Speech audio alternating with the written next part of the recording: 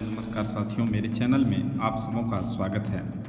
पिछले वीडियो में हम लोगों ने देखा था कि भारत में क्रांतिकारी आंदोलन और भारत से बाहर क्रांतिकारी गतिविधियों को। इस वीडियो में हम लोग देखेंगे बंगाल विभाजन एवं स्वदेशी आंदोलन को। तो चलिए बिना समय गंवाए हम लोग इस वीडियो को शुरू करते हैं। इसमें पहला प्रश्न है कि बंगाल का विभाजन किस वायसराय के कार्यकाल में हुआ था। तो बंगाल का विभाजन जो है लॉर्ड कर्जन के कार्यकाल में हुआ था। दूसरा प्रश्न है कि बंगाल विभाजन की घोषणा कब प्रभावी हुई। बंगाल विभाजन की घोषणा 16 अक्टूबर 1905 ईस्वी को प्रभावी हुई थी। आगे नोट है कि 20 जुलाई 1905 को बंगाल का विभाजन के निर्णय की घोषणा हुई, जिसके विरोध में 7 अगस्त 1905 को कलकत्ता के टाउन हॉल में स्वदेशी आंदोलन आरंभ हुआ। इसी बैठक में ऐतिहासिक बहिष्कार प्रस्ताव स्वीकृत हुआ था। तो बंगाल के विभाजन का जो निर्णय हुआ था ये 20 जुलाई 1905 ईस्वी को हुआ था, जिसके विरोध में 7 अगस्त 1905 को कलकत्ता के टाउन हॉल में स्वदेशी आंदोलन आरंभ हुआ और इसी बैठक में ऐतिहासिक बहिष्कार प्रस्ताव स्वीकृत हुआ था। अगला प्रश्न है कि बंगाल का विभाजन मुख्यतः किस उद्देश्य से किया गया था।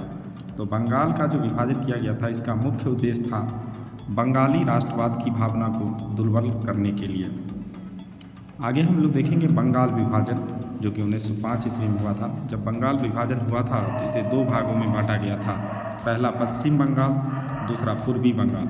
पश्चिम बंगाल में बंगाल, बिहार और उड़ीसा इन तीनों को शामिल किया गया, जिसमें हिंदू जनसंख्या बाहुल्य क्षेत्र था ये। जबकि पूर्वी बंगाल में पूर्वी बंगाल और असम को शामिल किया गया था, यह मुस्लिम जनसंख्या बाहुल्य क्षेत्र था। अगला प्रश्न है कि वंदे मातरम किस आंदोलन के दौरान भारतीय राष्ट्रीय आंदोलन का प्रेरक गीत बना। तो स्वदेशी आंदोलन के दौरान वंदे मातरम जो है ये राष्ट्रीय आंदोलन का प्रेरक गीत बना। अगला प्रश्न है कि बंगाल के विभाजन 1905 के विरोध में हुए आंदोलन का नेतृत्व किसने किया था। तो बंगाल का जो विभाजन 1905 ईस्वी में हुआ था उसके विरोध में सुरेंद्र नाथ बनर्जी ने उस आंदोलन को नेतृत्व किया था। अगला प्रश्न है कि दिल्ली में स्वदेशी आंदोलन का नेतृत्व किसने किया था। तो दिल्ली में स्वदेशी आंदोलन का नेतृत्व सैयद हैदर रजा ने किया था। अगला प्रश्न है कि मद्रास में स्वदेशी आंदोलन का नेतृत्व किसने किया था। तो मद्रास में स्वदेशी आंदोलन का नेतृत्व चिदम्बरम पिल्ले ने किया था। अगला प्रश्न है कि ब्रिटिश वस्तुओं के बहिष्कार को राष्ट्रीय नीति के रूप में किस वर्ष स्वीकृत किया गया। तो वर्ष 1905 ईस्वी में ब्रिटिश वस्तुओं के बहिष्कार को राष्ट्रीय नीति के रूप में स्वीकृत किया गया। अगला प्रश्न है कि ब्रिटिश पत्रकार H.W. नेविन्सन किस आंदोलन से जुड़े थे। तो ब्रिटिश पत्रकार जो है स्वदेशी आंदोलन से जुड़े थे। आगे नोट है कि 16 अक्टूबर 1905 को बंगाल में शोक दिवस मनाया गया। रविन्द्रनाथ टैगोर के सुझाव पर संपूर्ण बंगाल में इस दिन को राखी दिवस के रूप में मनाया गया।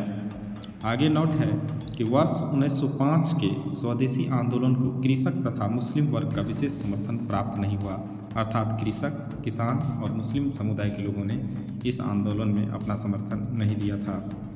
अगला प्रश्न है कि भारत की प्राचीन कला परंपराओं को पुनर्जीवित करने के लिए एक Indian society of oriental art की स्थापना की गई थी। यह किसके द्वारा की गई थी। तो यह रविन्द्रनाथ टैगोर के द्वारा किया गया था। अगला प्रश्न है कि स्वदेशी आंदोलन के प्रारंभ का तत्कालिक कारण क्या था। तो स्वदेशी आंदोलन के प्रारंभ का तत्कालिक कारण था लॉर्ड कर्जन द्वारा बंगाल का विभाजन करना। आगे नोट है कि बंगाल में ब्रिटेन की वस्तुओं के बहिष्कार का सुझाव सर्वप्रथम कृष्ण कुमार मित्र ने दिया था। अगला प्रश्न है कि वर्ष 1905 में बांग्ला पत्रिका संजीवनी के संपादक कौन थे। तो बांग्ला पत्रिका संजीवनी के संपादक थे कृष्ण कुमार मित्र। अगला प्रश्न है कि स्वदेशी बांधव समिति की स्थापना किसने की थी। स्वदेशी बांधव समिति की स्थापना अश्वनी कुमार दत्त ने किया था। आगे नोट है कि स्वदेशी आंदोलन के दौरान रविन्द्रनाथ टैगोर ने आमार सोनार बांग्ला नामक गीत की रचना की। आमार सोनार बांग्ला नामक गीत की रचना की, जो आगे चलकर वर्ष 1971 में बांग्लादेश का राष्ट्रगान बना था।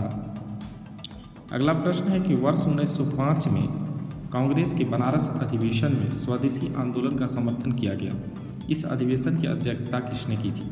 तो इस अधिवेशन की अध्यक्षता गोपाल कृष्ण गोखले ने किया था। अगला प्रश्न है कि स्वदेशी आंदोलन के दौरान बंगाल केमिकल्स स्वदेशी स्टोर्स की स्थापना किसके द्वारा की गई थी? तो प्रफुल्ल चंद्र राय के द्वारा बंगाल केमिकल स्वदेशी स्टोर्स की स्थापना की गई थी। आगे नोट है कि लॉर्ड कर्जन द्वारा वर्ष 1905 में किया गया बंगाल विभाजन वर्ष 1911 में लॉर्ड हार्डिंग के कार्यकाल में रद्द कर दिया गया था। तो लॉर्ड कर्जन जो 1905 ईस्वी में बंगाल का विभाजन किया था उसको वर्ष 1911 में लॉर्ड हार्डिंग के कार्यकाल में रद्द कर दिया गया था। अगला प्रश्न है कि स्वदेशी आंदोलन का आलोचक तथा पूर्व व पाश्चात्य के मध्य एक बेहतर संबंध का समर्थक कौन था? तो ये थे रविन्द्रनाथ टैगोर। अगला प्रश्न है कि बंगाल विभाजन के समय बंगाल का लेफ्टिनेंट गवर्नर कौन था? तो बंगाल विभाजन के समय बंगाल का लेफ्टिनेंट गवर्नर था सर एंड्रूजा फ्रेजर। अगला प्रश्न है कि स्वदेशी आंदोलन के प्रचार प्रसार के लिए प्रयोग की गई द बंगाली पत्रिका के संपादक कौन थे? तो द बंगाली पत्रिका के संपादक थे सुरेंद्र नाथ बनर्जी। आगे नोट है कि अरुणडेला समिति के सुझाव पर वर्ष 1911 में बंगाल का पुनः एकीकरण कर दिया गया था तथा दिल्ली भारत की राजधानी बनाई गई। तो पहले भारत की राजधानी कोलकाता थी जिसे 1911 ईस्वी में दिल्ली कर दिया गया था। तो धन्यवाद दोस्तों, वीडियो अच्छी लगी तो वीडियो को लाइक करें, शेयर करें और जो हमारे चैनल पर नए हैं चैनल को सब्सक्राइब करें। फिर मिलते हैं हम लोग नेक्स्ट टॉपिक के साथ। धन्यवाद।